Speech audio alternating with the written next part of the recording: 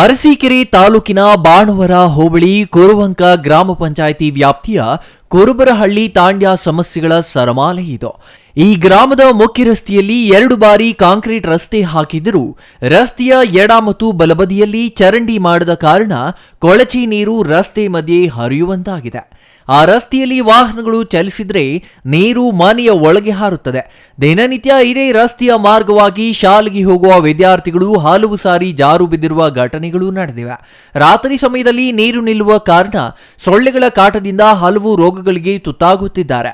ಮಳೆ ಬಂದ್ರೆ ಮಳೆಯ ನೀರು ಮನೆಗಳಿಗೆ ನುಗ್ಗುತ್ತದೆ. ಎಷ್ಟೇ ಸಾರಿ ಅಧಿಕಾರಿಗಳ ಗಮನಕ್ಕೆ ತಂದರೂ ಏನೂ ಪ್ರಯೋಜನವಾಗಿಲ್ಲ ಎಂದು ಗ್ರಾಮಸ್ಥರು ಅಳಲು ತೋಡಿಕೊಂಡಿದ್ದಾರೆ. ಅಂಗನವಾಡಿ ನೂತನ ಕಟ್ಟಡ ನಿರ್ಮಾಣವಾಗಿ 3 ವರ್ಷಗಳಾದರೂ ಕಾಮಗಾರಿ ಬೆಲ್ ಪಾವತಿಯಾಗಲಿಲ್ಲ ಎಂಬ ಕಾರಣಕ್ಕೆ ಅಧಿಕಾರಿಗಳು ಬೀಗ ಹಾಕಿದ್ದಾರೆ. ಆದ್ದರಿಂದ ಮಕ್ಕಳು ಪಕ್ಕದ ಸಮುದಾಯ ಭವನದಲ್ಲಿ ಪಾಠ ಕೇಳುವಂತಾಗಿದೆ. ಸರ್ಕಾರಿ ಹಿರಿಯ ಪ್ರಾಥಮಿಕ ಶಾಲೆ ಹಳೆಯ ಕಟ್ಟಡವಾಗಿದ್ದು ಶಾಲೆಯ ಹಿಂಭಾಗದಲ್ಲಿ ಗೋಡೆಗಳು ಕಿತ್ತು ಹೋಗಿವೆ. ಕಸ ಹಾಕಲು ಬಕೆಟ್ಗಳನ್ನ ನೀಡಿದ್ದಾರೆ. ಆದರೆ ಕಸ ಸಂಗ್ರಹಣೆ ಮಾಡುವ ವಾಹನ ಬರುವುದಿಲ್ಲ. ಕಸ ಎಲ್ಲಿ ಹಾಕುವುದು ಎಂಬುದು ಪ್ರಶ್ನೆಯಾಗಿದೆ.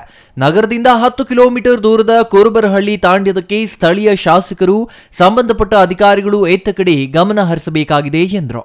ಸರ್, ಫಸ್ಟ್ ಆಫ್ ಆಲ್ ನಮ್ಮೂರಲ್ಲಿ ತುಂಬಾ ಕನ್ನಡ ಊರಿದು.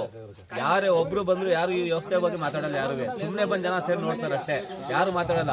ಈ ನೀರು ಹೋಗ್ತಿದೆಯಲ್ಲ, ಮಕ್ಕಳು ನಡ್ಕೊಬರಕ್ಕಾಗಲ್ಲ, ಬೈಕಲ್ಲಿ ಕರ್ಕೊಂಡ್ ಬಿಡ್ತಾರೆ. ಬೈಕಲ್ಲಿ ಬರ್ಬೇಕಾದ್ರೆ ಇವ್ರು ನಿನ್ನೆ ಬಿದ್ದು ಕಾಲಿಗೆ ಏಟ್ ಆಗಿಬಿಟ್ಟಿದೆ. ಇವರಿಗೆ ಕಾಲಿಗೆ ಏಟ್ ಆಗಿಬಿಟ್ಟಿದೆ, ಬೈಕಲ್ಲಿ ಸ್ಕಿಡ್ ಆಗಿ ಬೀಳ್ತಾರೆ. ಮಕ್ಳಿಗೆ ಕರ್ಕೊಂಡು ಸ್ಕೂಲಿಗೆ ಬಿಡ್ಬೇಕು.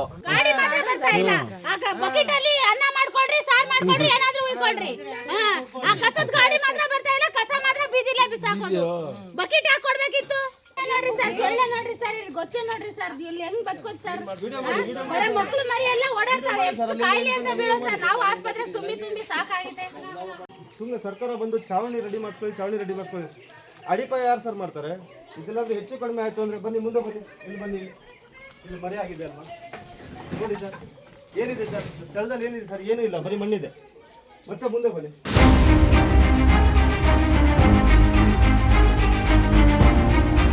Chandru Yadav, CTV news, Arsikere.